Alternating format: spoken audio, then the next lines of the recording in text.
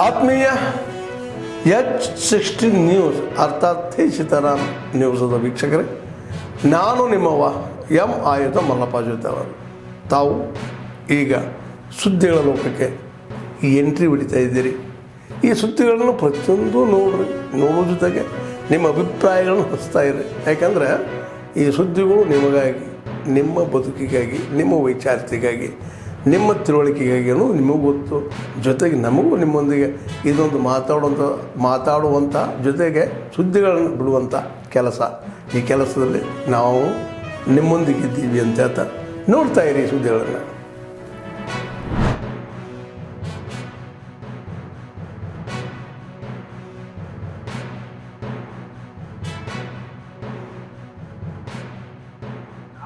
ಅಭಿವೃದ್ಧಿ ಕೆಲಸ ನೀವು ಮಾಡಕ್ ಆಗ್ತಾ ಇಲ್ಲ ಬ್ರದರ್. ಒಂದು ನಿಮಿಷ, ನನ್ನ ಹತ್ರ 2 ಇಲಾಖೆ ಇದೆ. ಡೆಲ್ಲಿನಲ್ಲಿ ಪ್ರಧಾನಮಂತ್ರಿಗಳು ಕೊಟ್ಟಿದ್ದಾರೆ. ಒಂದು ಹೆವಿ ಇಂಡಸ್ಟ್ರಿ, ಇನ್ನೊಂದು ಸ್ಟೀಲ್ ಮಿನಿಸ್ಟ್ರಿ. ಸ್ಟೀಲ್ ಮಿನಿಸ್ಟ್ರಿಗಿರೋದು ಬಜೆಟ್ 7 ಕೋಟಿ.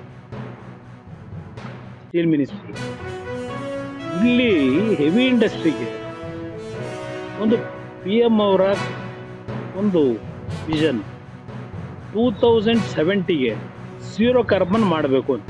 ಅದಕ್ಕೆ ಫೇಮ್ 1 ಮಾಡಿದ್ರು, ಫೇಮ್ 2 ಮಾಡಿದ್ರು. ಈಗ PME ಡ್ರೈವ್ ಅಂತ ಹೇಳಿ 3ನೇ ಸ್ಟೇಜಿಗೆ ತಂದರು. ಅದಕ್ಕೆ 10,900 ಕೋಟಿ ಕೊಟ್ಟಿದೆ. ಅದರಲ್ಲಿ 14,000 ಎಲೆಕ್ಟ್ರಿಕ್ ಬಸ್ಸಸ್ಗಳನ್ನು ಖರೀದಿ ಮಾಡ್ತಾ ಇದ್ವಿ. 14,000 ಎಲೆಕ್ಟ್ರಿಕ್ ಬಸ್ಸಸ್ನಲ್ಲಿ 4,500 ಕರ್ನಾಟಕ ಕೊಡ್ತಾ ಇದ್ದೀನಿ. 4,500 ಬಸ್. ತೆಲಂಗಾಣ ಕೊಡ್ತಿರೋದು 2,200, ಅಹಮದಾಬಾದಿಗೆ ಕೊಡ್ತಿರೋದು 1,000, ಡೆಲ್ಲಿ ಕೊಡ್ತಿರೋದು 2,800, ಕರ್ನಾಟಕಕ್ಕೆ 4,000 ಬಸ್ ಕೊಡ್ತಾ ಇದೀನಿ, ಎಲೆಕ್ಟ್ರಿಕ್ ಬಸ್. ಇದೊಂದು ಭಾಗ ಇರಲಿ. ನಮ್ಮ ಇಲಾಖೆ ಇಂಡಸ್ಟ್ರಿಗಳನ್ನ ಫಾರ್ಮ್ ಮಾಡೋದಕ್ಕಿಲ್ಲ, ಅದು ರಾಜ್ಯ ಸರ್ಕಾರದ ವ್ಯಾಪ್ತಿಗೆ ಬರೋದು.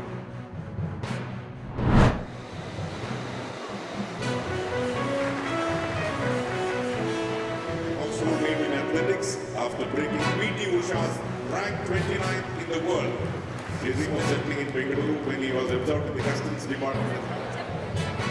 Hear the sound of the claps, please. He scored a goal, so he has grown from strength to sports. Recently winning 6 gold at just 8 years old, he started off, and proud of it. And perseverance culminated joining for his impressive footwork in the center. You can see an all-India target to exhibitions, shoot at sight, and other things. Congratulations, Arena Somay. Karnataka and India are proud. Congratulations to all of them. Karnataka प्रतिभाओं की भूमि है. भारत सरकार एवं कर्नाटक सरकार खेल गतिविधियों के विकास और खिलाड़ियों के सर्वांगीण उत्थान के लिए निरंतर सक्रिय भूमिका निभा रही है. राज्य सरकार ने खेलों को प्रोत्साहन देने हेतु सुदृढ़ नीतियां बनाई है. इसमें से अनेक घोषणाएं भी आपके और हमारे सामने मुख्यमंत्री जी ने की है. मैं इसके लिए कर्नाटक सरकार को बधाई एवं शुभकामनाएं देता हूँ. जिनका उद्देश्य ग्रामीण और शहरी दोनों क्षेत्रों में प्रतिभाओं की पहचान और उन्हें उचित मंच प्रदान करना है. कर्नाटक राज्य खेल प्राधिकरण एवं युवा सशक्तिकरण और खेल विभाग के माध्यम से खिलाड़ियों को अंतर्राष्ट्रीय स्तर की आधुनिक खेल सुविधाएं भी उपलब्ध कराई जा रही है.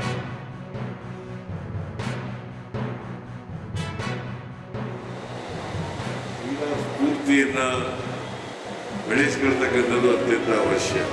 ಪ್ರತಿಯೊಬ್ಬರಿಗೂ ಕೂಡ ಇರಬೇಕು. ಜೀವನದಲ್ಲಿ ಏನಾದರೂ ಒಂದು ಸಾಧನೆ ಮಾಡಬೇಕಲ್ಲ. ಮನುಷ್ಯನಾಗಿ ಹುಟ್ಟಿದ ಮೇಲೆ ನಾವು ನಮ್ಮ ಬೆಳೆದು ಬಂದಂಥ ದಾರಿಯನ್ನು ನೋಡ್ತಾಗ ಸಮಾಧಾನ ಆಗ್ತದೆ. ಸರ್ಕಾರದಲ್ಲಿ ಸರ್ಕಾರಿ ಕೆಲಸ ಕೊಡ್ತಕ್ಕಂಥದ್ದನ್ನು ಕೂಡ ಈಗಾಗಲೇ ತೀರ್ಮಾನ ಮಾಡಿದ್ದೀವಿ. DYSP, ಸಬ್ ಇನ್ಸ್ಪೆಕ್ಟರ್, ಪೊಲೀಸ್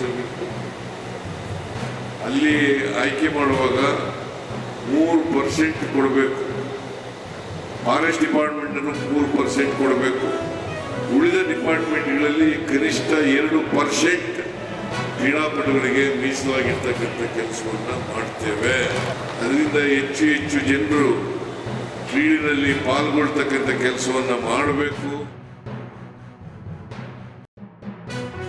ಈ ರಾಜ್ಯದಲ್ಲಿ ಅವರು ಅಧಿಕಾರಕ್ಕೆ ಬಂದಾಗಲಿಂದ ಕ್ರೀಡೆಗೆ ಉತ್ತೇಜನವನ್ನು ಕೊಟ್ಕೊಂಡು ಬಂದಿದ್ದಾರೆ. ಪ್ರಥಮತಃ ಯಾರು ಒಲಿಂಪಿಕ್ಸ್ನಲ್ಲಿ ಗೋಲ್ಡ್ ಮೆಡಲ್ ತೆಗೆದಿದ್ದಾರೆ ಕರ್ನಾಟಕದಿಂದ ಅವರಿಗೆ 6 ಕೋಟಿ ರೂಪಾಯಿ ಬಹುಮಾನವನ್ನು ಕೊಡ್ತಕ್ಕಂಥ ಘೋಷಣೆಯನ್ನು ಮಾಡಿದರು. ಅದೇ ರೀತಿ ಇವತ್ತು ರಾಷ್ಟ್ರ ಮಟ್ಟದಲ್ಲಿ ಮತ್ತು ರಾಜ್ಯ ಮಟ್ಟದಲ್ಲಿ ಪದವಿಯನ್ನು ಪಡ್ಕೊಂಡವರಿಗೆ, ಪದಕಗಳನ್ನು ಪಡ್ಕೊಂಡವರಿಗೆ ಅವರವರ ಹಂತದಲ್ಲಿ ಫಸ್ಟು, ಸೆಕೆಂಡ್, ಥರ್ಡ್ 3 ಜನರಿಗೆ ನಗದು ಹಣವನ್ನು ಕೊಡ್ತಕ್ಕಂಥ ಒಂದು ಗೌರವ ಸಮರ್ಪಣೆಯನ್ನು ಕೂಡ ಮಾನ್ಯ ಮುಖ್ಯಮಂತ್ರಿಗಳು ಅನುವು ಮಾಡಿಕೊಟ್ಟಿದ್ದಾರೆ.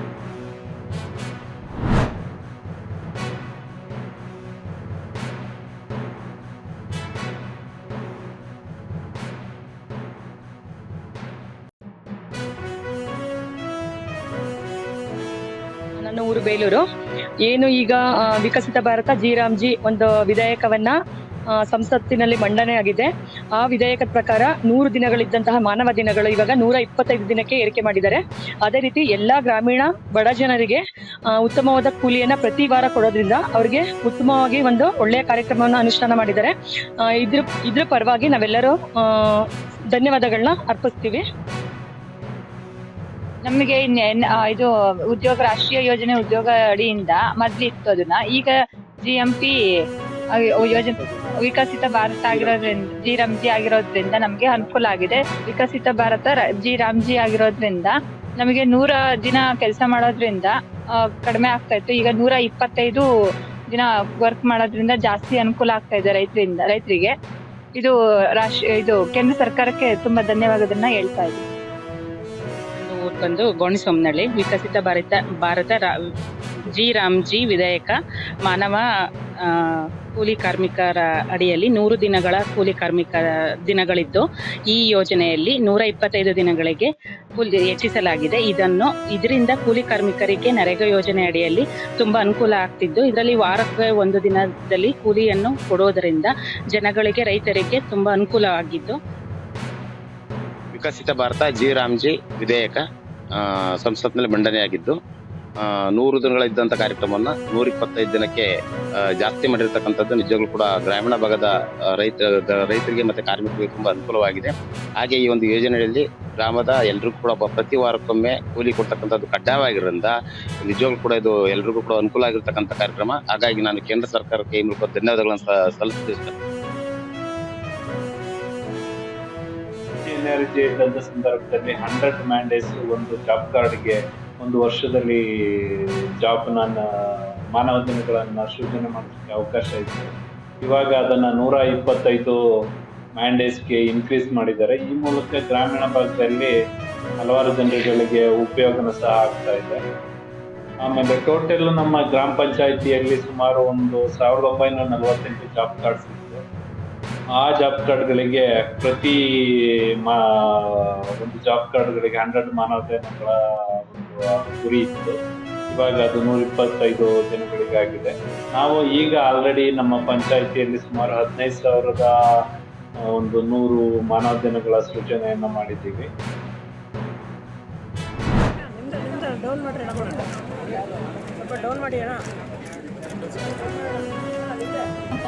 ಮುಖ್ಯ ಅತಿಥಿಗಳು ಹಾಗೂ ಎಲ್ಲ ಸ್ವಾಗತವನ್ನು ಮಾಡಬೇಕು ಅಂತ ಕೇಳ್ಕೊತಾ ಇದ್ದೀನಿ. ಒಂದು ದಿನ ಅಂತ ನಾನು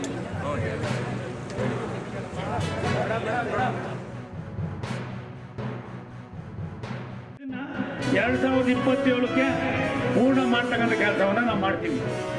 ವೈಟ್ ಫೀಲ್ಡ್ ಕೋಲಾರ ಹೊಸ ಲೈನ್ 52.9 ಕಿಲೋಮೀಟ್ರು 350 ಕೋಟಿ ರೂಪಾಯಿ ಯೋಜನೆ. ಇದು ಕೂಡ ರಾಜ್ಯ ಸರ್ಕಾರ, ಕೇಂದ್ರ ಸರ್ಕಾರ 50-50 ಇತ್ತು. ಅವ್ರು ಹೇಳ್ತಾರೆ ನಮ್ಮ ಕೈಲಿ ಆಗೋದಿಲ್ಲ, ನೀವು ಮಾಡಬೇಡಿ ಅಂತಾರೆ. ಭೇದ ಮಾಡ್ಕೊಬೇಡಿ ಗೌಡ್ರೆ. ಅದಕ್ಕೆ ನಾನೇನು ಯೋಚನೆ ಮಾಡಿದ್ದೀನಿ, ನಮ್ಮ ಅಪರಾಣ ಯೋಜನೆ ಹಂಗೆ ಇರ್ತದೆ ಪುಸ್ತಕದಲ್ಲಿ, ಅದಾಗೋದು ಬೇಡ ಅಂತ ಹೇಳಿ ಮಲ್ಲೇಶ್ ಬಾಬು ಕರ್ಕೊಂಡು ನೀವು ಬನ್ನಿ, ನಮ್ಮ ಮಂತ್ರಿಗಳ ಹತ್ರ ರಾಷ್ಟ್ರದ ನಮ್ಮ ಫೈನಾನ್ಸ್ ಮಿನಿಸ್ಟರ್ ಭೇಟಿ ಮಾಡಿ ಈ ಯೋಜನೆಯನ್ನು ಕೈಗೆತ್ತಿಕೊಳ್ತಕ್ಕಂಥದ್ದು ಅವಶ್ಯಕತೆ ಇದೆ ಅನ್ನೋದನ್ನು ನನಗೆ ಇವತ್ತು ನಮ್ಮ DRM ಸಾಹೇಬರು ಮನವರಿಕೆ ಮಾಡಿದರೆ ಈ ಕೆಲಸವನ್ನು ಕೂಡ ನಾವು ಮಾಡ್ತೀವಿ. ನಿಮಗೆ ಧನ್ಯವಾದಗಳು ಹೇಳಕ್ಕೆ ಇಷ್ಟಪಡ್ತೀನಿ. ಅದ್ರ ಜೊತೆ ಅಫಿಷಿಯಲ್ಸ್ ಮಾತಾಡುವಾಗ ಸುಮಾರು 5-6 ತಿಂಗಳಾಗುತ್ತೆ ಪ್ಲ್ಯಾನ್ ಸ್ಯಾಂಕ್ಷನ್ ಆಗೋದು, ಡಿ ಸಿ ಸಾಹೇಬರು ಅದನ್ನು NOC ಕೊಡೋದು, ಮತ್ತು ಸ್ಟೇಟ್ ಗೌರ್ಮೆಂಟು NOC ಕೊಡೋಷ್ಟೊತ್ತಿಗೆ 6-7 ತಿಂಗಳಾಗುತ್ತೆ ಅಂತೀನಿ. ದಯವಿಟ್ಟು ನಿಮ್ಮನ್ನೊಂದು ಕೇಳ್ಕೊಳ್ತೀನಣ್ಣ, ಅದನ್ನು ಸ್ವಲ್ಪ 2-3 ತಿಂಗಳಲ್ಲೇ ಅದನ್ನು ರೆಡಿ ಮಾಡಿಕೊಡ್ಬೇಕು ಅಂತ ನಿಮ್ಮಲ್ಲಿ ವಿನಂತಿ ಮಾಡ್ಕೊಳ್ತೀನಿ.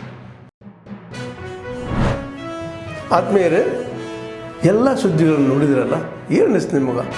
ಇದರಲ್ಲೇ ನಿಮ್ಗೆ ಲೈಕ್ ಆಗಿರ್ಬೋದು, ಡಿಸ್ಲೈಕು ಆಗಿರ್ಬೋದು, ಕಾಮೆಂಟ್ ಬೇಡಪ್ಪ ಅಂತೂ ಅನಿಸಿರ್ಬೋದು, ಕಾಮೆಂಟ್ ಮಾಡಬೇಕಪ್ಪ ಅನಿಸಿರ್ಬೋದು, ಶೇರ್ ಮಾಡಬಾರ್ದಪ್ಪ ಅನಿಸಿರ್ಬೋದು, ಅದು ಮಾಡಬೇಕು ಅನಿಸಿರ್ಬೋದು. ಏನಾದರೂ ಆಗಲಿ ಶೇರ್ ಮಾಡ್ತಾಯಿರಿ, ಈ ನ್ಯೂಸ್ಗಳನ್ನ ಹಂಚ್ತಾ ಇರಿ, ಜೊತೆಗೆ ಇದಕ್ಕೆ ಸಬ್ಸ್ಕ್ರೈಬ್ ಆಗ್ತಾಯಿರಿ ಅಂತ ಹೇಳ್ತಾ H16 ನ್ಯೂಸ್ ಅರ್ಥಾತ್ ಹೇ ಸೀತಾರಾಮ್, ಇದು ಸತ್ಯದ ಕೈಗೆ ನಡಿ. ವಂದನೆಗಳು.